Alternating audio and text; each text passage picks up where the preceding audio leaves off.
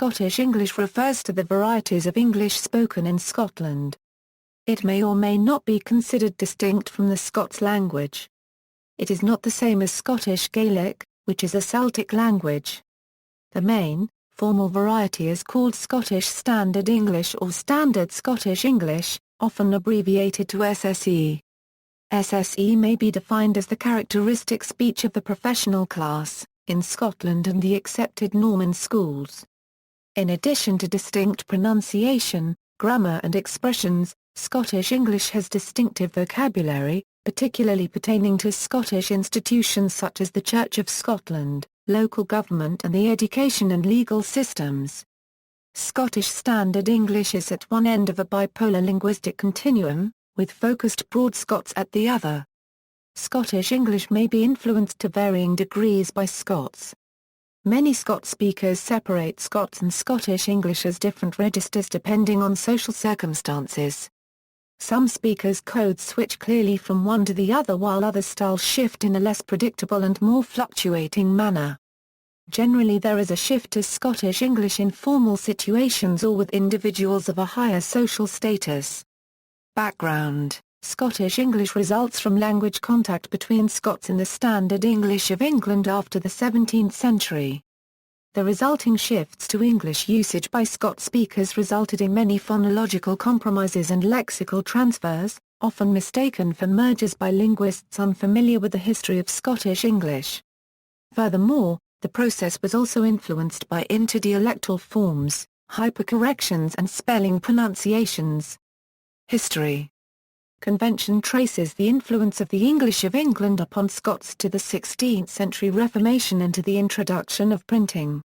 Printing arrived in London in 1476, but the first printing press was not introduced to Scotland for another 30 years. Texts such as the Geneva Bible, printed in English, were widely distributed in Scotland in order to spread Protestant doctrine. King James VI of Scotland became King James I of England in 1603.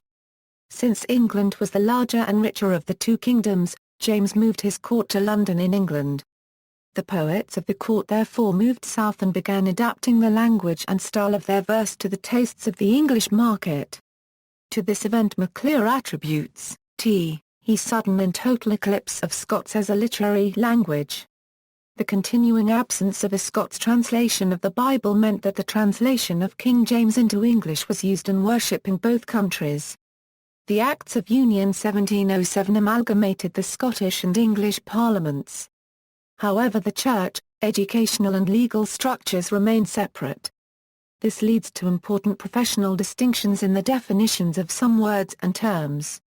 There are therefore words with precise definitions in Scottish English which have either no place in English English or have a different definition.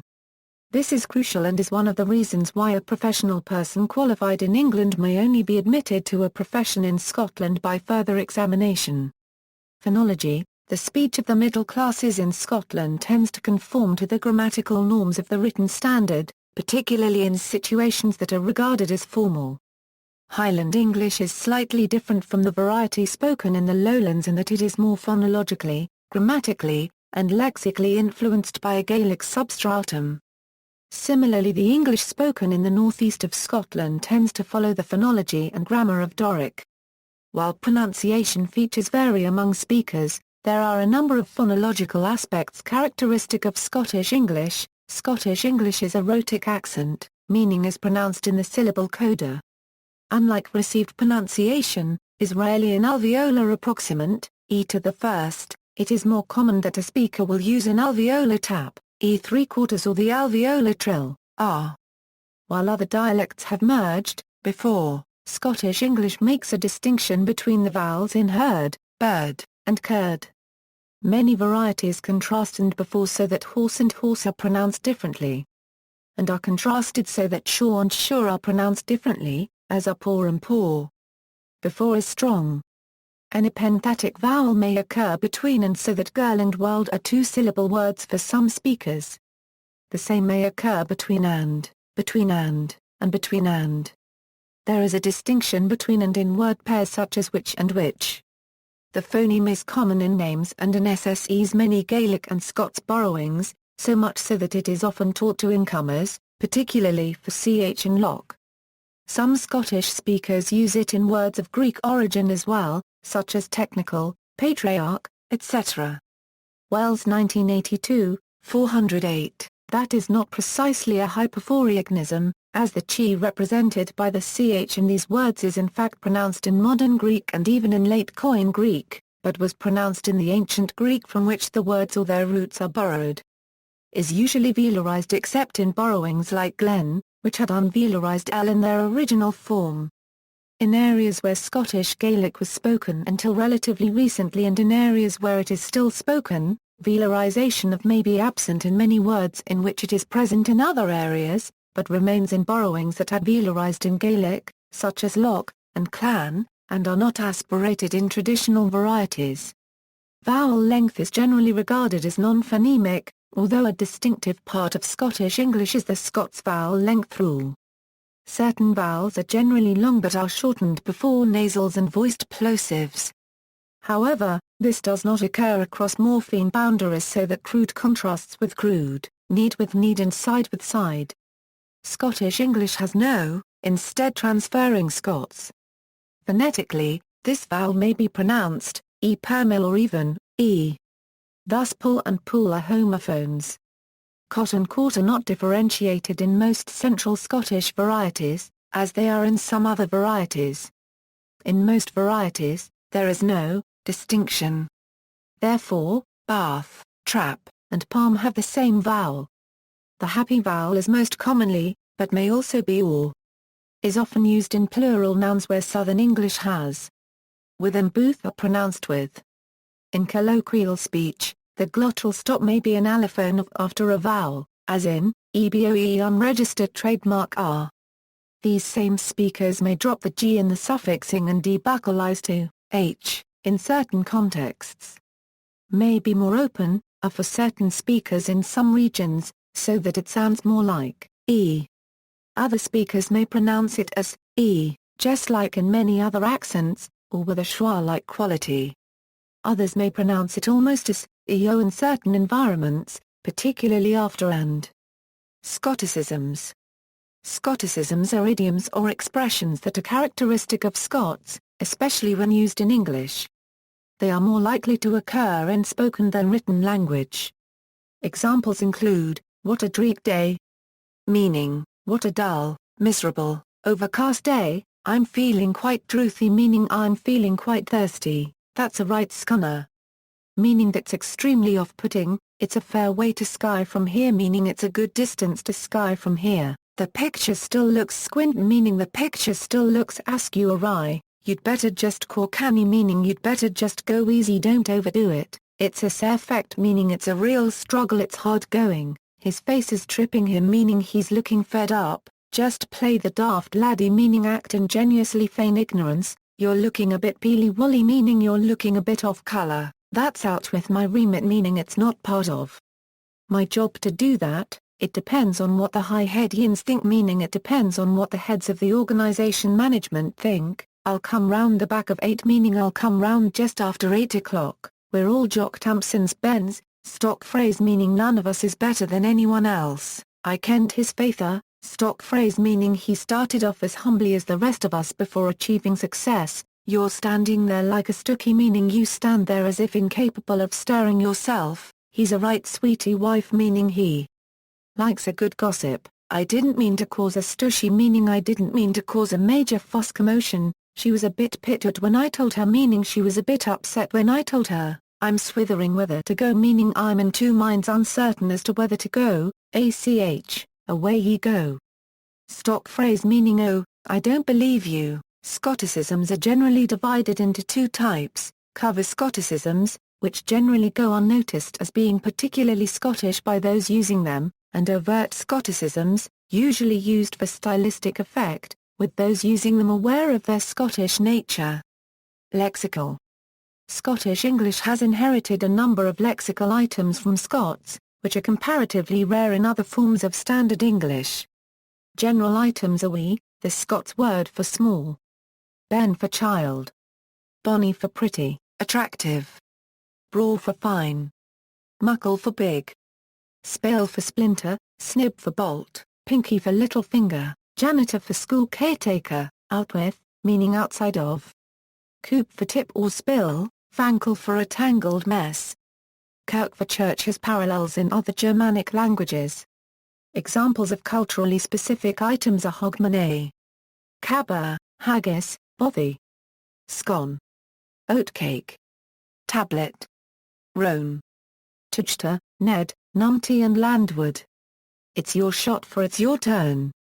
And the once notorious but now redundant tors. The diminutive ending -a is added to nouns to indicate smallness, as in laddie and lassie for a young boy and young girl. Other examples are puri and sweetie. The ending can be added to many words instinctively, for example ben can become bernie, a small shop can become a wee shoppy. The use of how, meaning why, is distinctive of Scottish, Northern English and Northern Irish English. Why not is often rendered as how no. There is a range of legal and administrative vocabulary inherited from Scots, for example depute for deputy, proven for proved, interdict for injunction, and sheriff substitute for acting sheriff. In Scottish education a short leet is a list of selected job applicants, and a remit is a detailed job description. Often, lexical differences between Scottish English and Southern Standard English are simply differences in the distribution of shared lexis, such as stay for live. Grammatical, the progressive verb forms are used rather more frequently than in other varieties of Standard English, for example with some stative verbs. The future progressive frequently implies an assumption. In some areas perfect aspect of a verb is indicated using be as auxiliary with the preposition after, and the present participle, for example he is after going instead of he has gone. The definite article tends to be used more frequently in phrases such as I've got the cold, the flu, he's at the school, I'm away to the kirk. Speakers often use prepositions differently. The compound preposition of is often used. Scots commonly say I was waiting on you, which means something quite different in Standard English. In colloquial speech shall and ought are scarce, must is marginal for obligation and may is rare. Many syntactical features of SSE are found in other forms of English, for example English language in England and North American English, what age are you? 4. How old are you? My hair is needing washed or my hair needs washed for my hair needs washing, or my hair needs to be washed. I'm just after telling you for I've just told you. Amn't I invited? For am I not invited? Note that in Scottish English, the first person declarative I amn't invited and interrogative amn't I invited are both possible. Contrast English language in England, which has aren't I, but no contracted declarative form. See also, dialect, languages of the United Kingdom, Scots language, regional accents of English, Scottish corpus of texts and speech, Mid-Ulster English, Hiberno English, Bungie Creole of the Canadian Metis people of Scottish-British descent, references. Bibliography, Abercrombie, D. The Accents of Standard English in Scotland. In A. J. Aitken and T. MacArthur. Languages of Scotland. Edinburgh, Chambers ppA 65 Euro 84, Aitken, A. J. Scottish Speech, a historical view with special reference to the Standard English of Scotland in A. J. Aitken and Tom MacArthur eds. Languages of Scotland, Edinburgh, Chambers, 85-118. Updated and next. Corbett, John, J. Derek McClure, and Jane Stewart Smith. Edinburgh Student Companion to Scots. Edinburgh, Edinburgh University Press. ISBN A0-7486-1596-2. Folks, Paul. And Docherty, Gerard J. Urban Voices, Accent Studies in the British Isles. London, Arnold.